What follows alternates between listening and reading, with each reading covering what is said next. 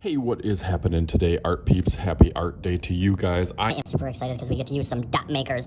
These are really fun for kids to use, and I got a couple different things for you guys to draw. I usually do this activity in the spring when the flowers are coming up and spring and sunshine is in the air. So I give my kids usually two different options for this one. Before we get too far ahead of ourselves, make sure you go ahead and hit that subscribe button. That's the easiest way to get all my free fun videos coming out every single week. Click the button and the bell to get all those notifications, then you know when new videos are coming out. Now let's get back to the dots. But it also corresponds with a type of art known as pointillism. And we talk about George Seurat. Fantastic pointillism artist that uses dots in his picture. I usually show them a couple different pictures or a video that goes along with that to explain it. But then let's get right into our project today. I'm gonna do two different things. I'm gonna have either a flower step-by-step that we're gonna do like in a vase, or a tree kind of on the grass or outside. So I'm gonna start out with the tree step-by-step. Both step-by-steps are pretty easy and simple, but still give you enough flexibility that you can add some different options. I just have my giant piece of paper here, so I'm gonna set these on this side just to kind of distract, so it is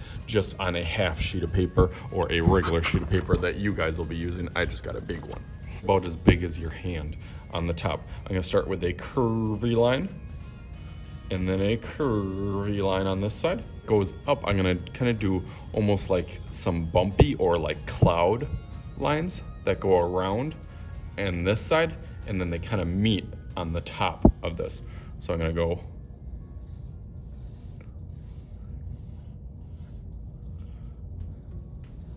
same thing on the other side,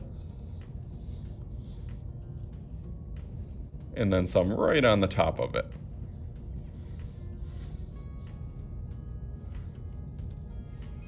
Then on the bottom, you can give it a little zigzaggy squiggle line right up to the tree. Ooh, that was a good squiggle line. Let's try this one. Look at that. See how I'm holding my pencil on this, so I don't have too much control, so it makes it a little bit easier. And that is as simple as our tree. Let's move on to the other side now. That tree already, now is the time where you can go over it in Sharpie or black marker on that.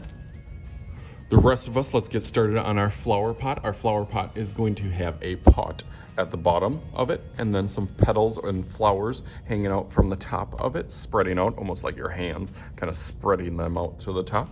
So I'm gonna start with my vase, a curvy line on the bottom. Sorry guys, I'm apologizing that you can't see where I moved my camera, that you can't see the bottom of the pot, but it just has a curvy line that goes down and under. And that will go out on one side, out on the other side. And then it kind of has an angle on this side, and an angle line or diagonal line on this side. Make sure those are kind of even. I'm gonna try to follow that same curve up here, kind of like when we do our hot chocolate that I've done, or a shake container, how it kind of has a curve right there. Awesome. And then on each of these stems, however many stems that you want to do, as long as you do 2 lines for each of those.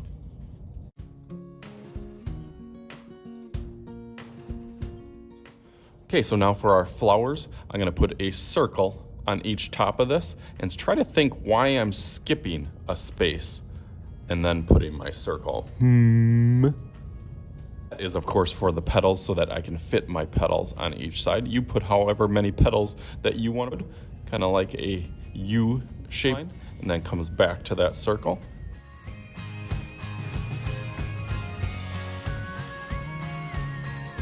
Like it's missing a little something, so I'm gonna do and let you guys do some sort of options as you want for shapes. You can do lines, patterns, whatever types of lines, patterns, shapes that you want on here. So I'm gonna do that.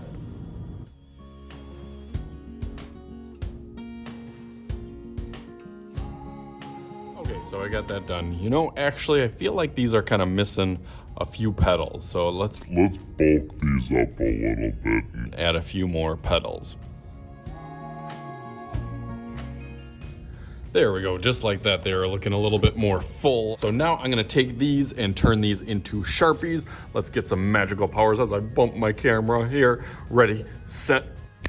There we go, just like that. But I am gonna add just a few little tweaks on here. I'm gonna add a little line right in back. Makes it look a little bit more 3D. A little curvy line in back of there. Go over that a little bit thicker.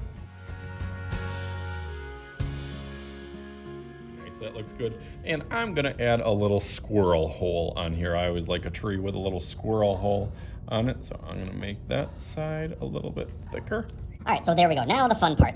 This whole thing is going to be dots. I got a couple different ways that I go about this. Clearly, I love to use my dotters. My dot creators are really, really fun, but I will give you a couple tips on them. Some, as you can see, are a little bit dried out. So they do take a little bit of work to kind of get them working. Sometimes you gotta push them a little bit harder, but you do wanna be careful. The more you work at it, as you can see, now it starts to work a little bit thicker of a circle. But some you do have to be careful because they already are worked, and as you guys keep working on them and using them. In class, they'll be a little bit thicker. So you can see that this one is already kind of really thick right away. So you gotta be careful with that one. Just like this purple one, I would start out nice and light just right away, because if you do this too hard, look what happens. And it kind of gets splattery and it sprays all over the place. And as cool as that looks, that is not what we want for this type of project. And there's a couple different ways that I do that. Sometimes I tell the kids that they can just fill it in with these, but I also, for some of my students, I will have them fill in with just regular markers too, and whatever, deciding what kind of colors that they have. So that's what I'm gonna do 2 different ones. So I'll do that real quick.